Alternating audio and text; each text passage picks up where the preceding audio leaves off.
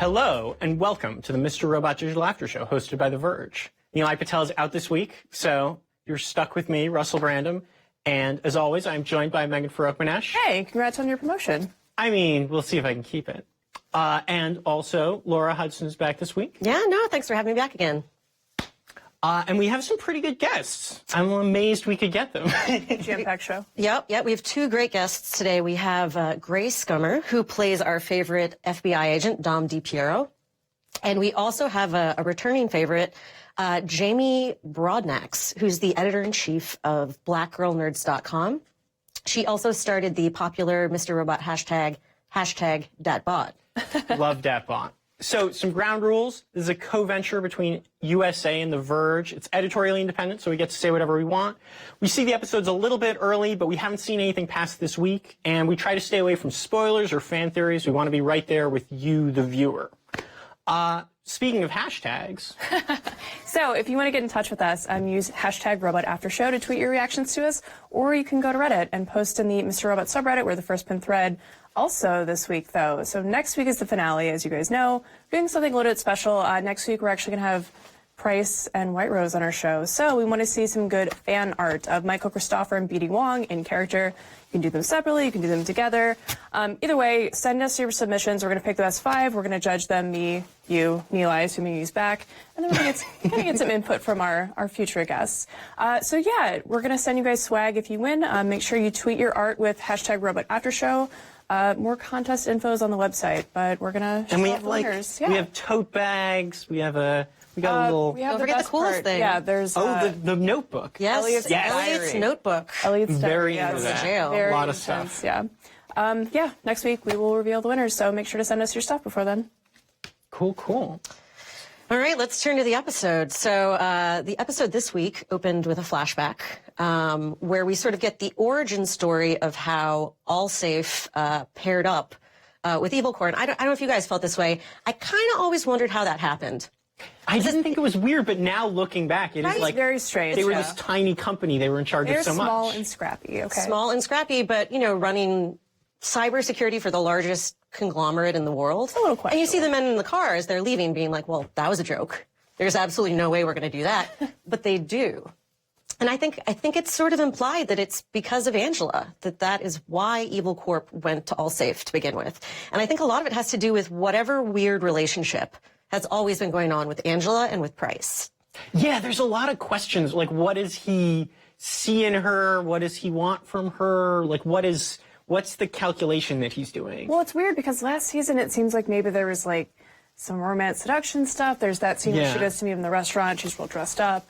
And then she gets there and is like very disappointed that he's with a bunch of other dudes. I mean, there's been a weird vibe between them. I always got more of a paternal vibe from it, but I mean, there's that question too now. I mean, so Angela in the present is having a moment. And, we sort of see her talking to, it's unclear, to no one, to QWERTY, or, I sort of had this thought, I don't know if you guys were thinking this, to Mr. Angela. Because there was a point when Elliot didn't have Mr. Robot in his head. So I was sort of wondering, is this a moment when we have Angela kind of activating? She's splitting off. Right. And we see her remodeling her apartment, painting all the walls black like that crazy White Rose room from the last season. This picture is a very 2017 mood. Yes, very 2017 voice. But yeah, it's there's always that question, I think, with Angela now. I mean, much as it was with Elliot before, where does she know something that we don't know, or is she just crazy? I think that given what actually happened with Stage 2, she's kind of broken a little bit. So I think that she wants to believe everything is going to be okay, but she's obviously been manipulated and has helped kill a lot of people. And I think that's actually broken her. I think she's lost it. So you think she's just talking to the fish? I think she's talking to the fish. Because there was that dream sequence episode where we saw her in the restaurant eating QWERTY. And Elliot said, don't do that. That's my friend. And she was like, I don't care. Maybe it was foreshadowing. I was going to say, something's going on with the fish. It's a deep cut. It's a deep cut. So one of my favorite moments was we got this wild speech from Price, sort of talking to Tyrell and Mr. Robot, and it seemed like it brought together a lot of the threads that the show has been kind of building towards of, you wanted to have this rebellion and you thought you were changing the course of history, but really you were just being manipulated by these more powerful forces. It's just an awesome moment. We should check it out. We have a clip. So yeah, this is basically the conspiracy theory manifesto, right? You thought that the world changed because of this one moment, but really we only let that happen because of our fiendish Illuminati plan. Right.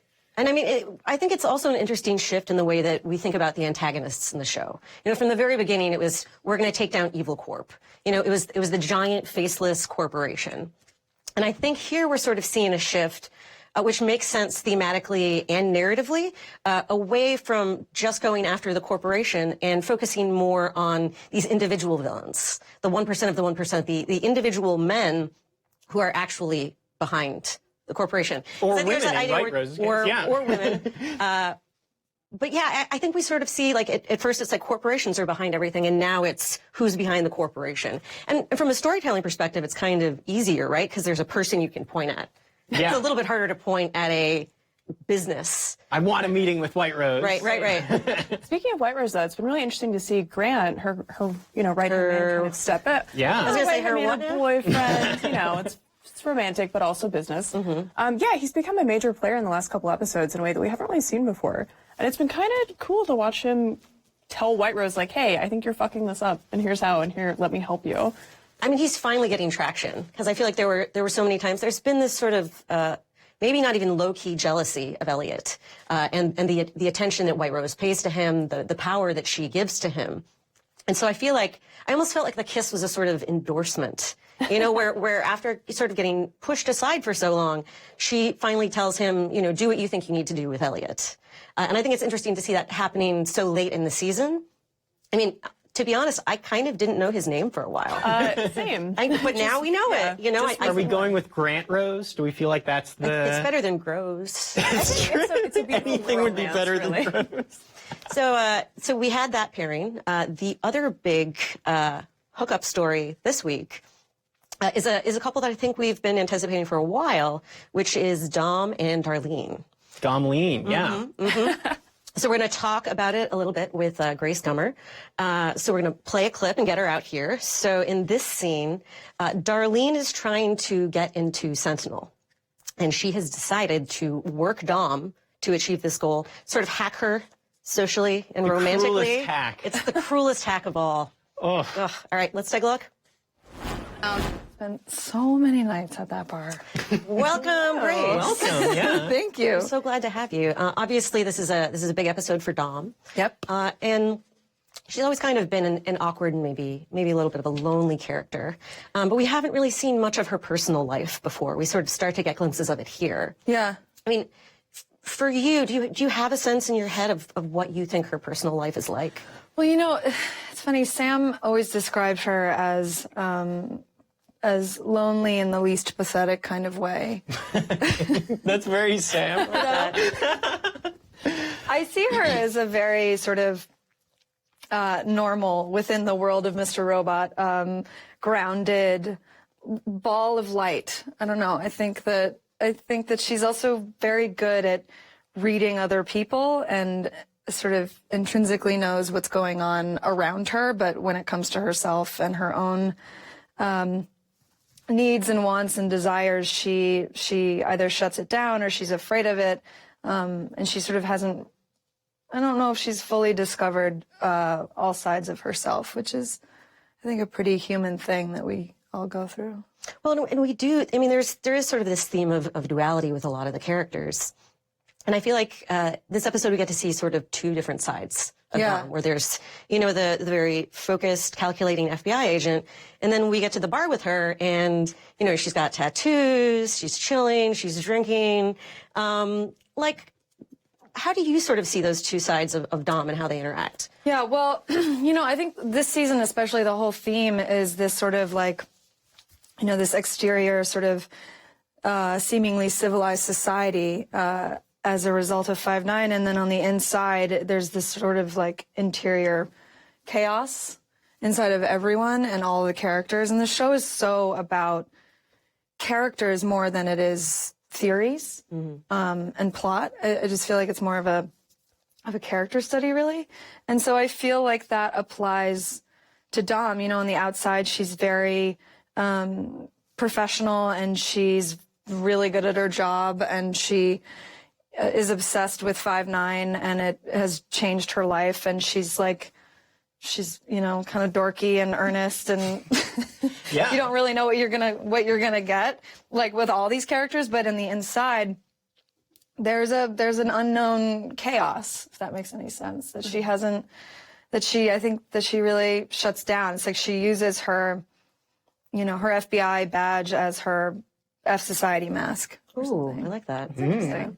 I wanted to ask, in preparing for this role, did you actually get to do any like FBI investigation? Yeah, so I met with two female FBI agents cool. at the downtown cybercrime division in the city, and they were both so different and so cool, and you just would never know who they are from the outside. You would think that you had them completely down, and they were just so full of mystery and intrigue. It was really interesting. How close was it to the Mr. Robot vision we see of cybersecurity? I'll never know. I guess that's the point. But I know that one of them had tattoos, but you couldn't see any of them. And so that's sort of where we got that idea about how, you know, the whole season, or the whole show, really, she has tattoos, and you never really know until she lets her guard down and then is taken advantage of. Well, and it's sort of in exactly, right? She has them on the sleeve in exactly the place where you would cover up with a Totally. professional jacket. Totally. Was there a story behind any of them? Why these tattoos? No. Do you want to make up a story now? Well, there's a girl on set who has similar kind of, like, the way that they're drawn and the way that they're pieced together and sort of dreamy. The design of them is very much like someone on set. And Sam just saw her one day and was like, I want that. That's what I got. It's such a great moment when you see them, because it's like, what is that? Is this just a larger shirt? And it's like, no, this is this thing about this person's been carrying with them the whole time. And you just didn't know. Yeah, I know. I love that about her. She has all these secrets that I don't even think she reveals to herself. And when she's alone and faced with it, it's very scary and sad. But I don't think that really gets to her as a well-rounded person. I think she keeps that at bay, and she does her job. So I wanted to ask, this scene in Dom's apartment with Darlene, I love so much. It's like, it's good seeing Dom so vulnerable, but also just like so awkward and uncomfortable. But I wanted to ask what that was like, and obviously you know Carly Chaikin in real life. Like, is that a weird scene for you guys to film together? Yeah, well, Carly's my friend, so it's, How is it making out with your friend? yeah, it's kind of funny making out with your girlfriend. But no, we talked about it, and we were super excited about it, and we knew it was a really exciting, both emotionally and physically, for both of our characters to come head to head, like literally head to head like that. You know, it was sort of essential, and so heartbreaking at its core. Like, Darlene uses her, and you know, feeds into triggers the most vulnerable part of her that's sort of untapped and undiscovered, and she knows it, and it's horrible. It's funny, we were talking about it before the show, and people have been thinking about these characters for so long and sort of thinking, oh, well, you know, what would happen if they got together? And I think part of the reason the relationship was intriguing is people thought that it would give Dom a chance to sort of feel less isolated, and Darlene a chance to be more caring. Right. And it was the exact opposite. It was Totally. just sort of completely smashed on the ground. And it really is a heartbreaking scene. Let's actually take a look at it. There's a moment. Yeah. It won't be weird at all. There's a moment. This is the moment where Dom sort of starts to let her guard down, even though she knows she shouldn't. Okay.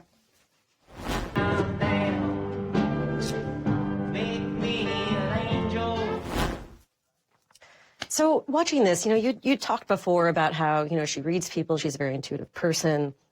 Watching that, you know, I sense this reluctance.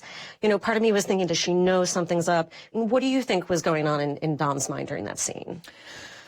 Well, I think like every other character on the show, she is isolated and alienated and looking for connection and intimacy and human, fire. And I think that she also sees a lot of herself in Darlene. I think she can relate to her, and I think she weirdly trusted her. And I mean, they both went through massive events in history, and I think she feels close to her in that way. So I think she felt like she just could fuck up for a second and take a chance and kiss her. And she also had however many beers and a couple whiskeys. It's not her fault. I mean, do you think that connection was real between them? I don't know. I think that they have this connect. Yes, I think that they have a connection. I think that they understand each other and they can read each other, I think, pretty well. And they both use that to their advantage, and I think she just got a little sloppy. Happens to all of us. Well, and so you were talking about her being able to see what's really happening with people. Yeah. And I think that's part of what's so amazing is she goes from this, maybe careless moment to being confronted by Santiago after it's all come out. And it seems like there's so many destabilizing things. She's made this mistake that she knows was a mistake. She's seen this turnaround from Darlene. But when Santiago starts putting it all on her, she immediately sees through what he's doing and says, wait, you're making this a bigger deal. You have this other agenda. Totally. And not even for a second is fooled by it, which I was so amazed by. It's such a sort of turnaround. Yes. Yeah, I mean, I think I don't know. There's something tricky about what you're attracted to, and I think that there was a little spark, and she paid attention to her. I think Darlene paid attention to Dom in a way that no one has in a long time, and she saw that as a weakness and took advantage of it. And So sad. it's so sad. It's so sad. So I have some hopefully upper questions from Reddit. I'm going to read from the fans. Okay. Cabin Boy 100 says, how do you imagine Dom's old flame, the one whose proposal sent her running? Do you think that's a true account of how she ended up at the FBI, the story that she told Minister Zhang? Yeah, that's a really good question. I've never really thought about that before, but I think it's true. I think she tells the truth. I think she's a pretty honest, straightforward woman, and doesn't fuck around, except in that. Once she's had a couple moment. beers. Extreme circumstances. Yeah. But yeah, I always imagine that as a man, actually. Even though, Really? Interesting. Yeah. We've got one more here. Data Thrash asks, so Dom is extremely skilled, but also very isolated. Do you think she would still be this cut off from other people in her personal life if she had a different professional life? Yes. I do. Dom is such a tragic character.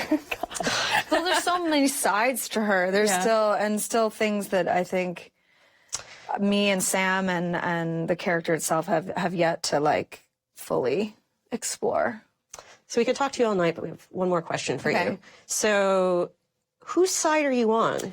Wow. Do you Golden question. right? I mean, do you think she's really, does she completely want to take down Darlene and Elliot, or do you think on some level she respects what they're doing?